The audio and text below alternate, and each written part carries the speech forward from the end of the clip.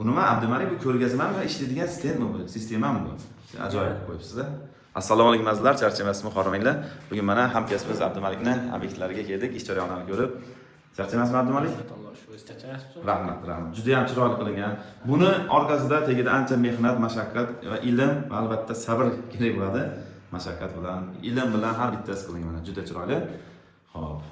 Mana ikkita kapyor. Hammasi avtomatik qilinyapti. Avtomatik yig'ilyapti bu yerda.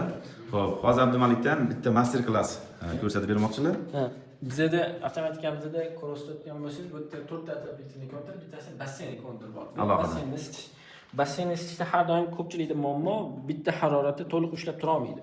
O'shaning hisobiga biz basseynni isitish tizimini o'zimizdan bo'ynimizga olib, o'zimiz boshqaradigan bo'ldik.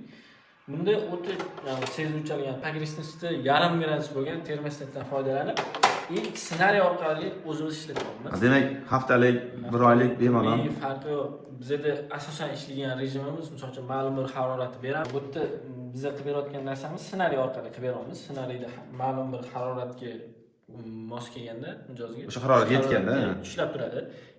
Har doim bu o'zini o'zi har yarim soatda 1 minutga tekshiradi. Har doim tekshirib turadi. Tekshirganda agar haroratlar o'rtasida farq sezsa, yana avtomatik isitishni boshlaydi.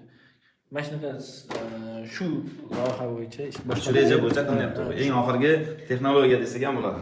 Ya'ni Abdumalik biz bilamiz, mana ko'p safarlarda birga bo'lganmiz, Yevropalarda, boshqa davlatda. Haqiqatda izlanuvchan bir mehnatsevar desak ham bo'ladi. Ishlaringizga omad. Bu bitgandan keyin xudo yana bitta video qilib ma'lumot beriladi.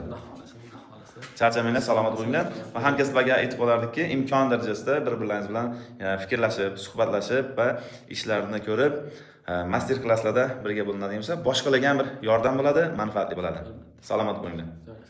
Charchamanglar.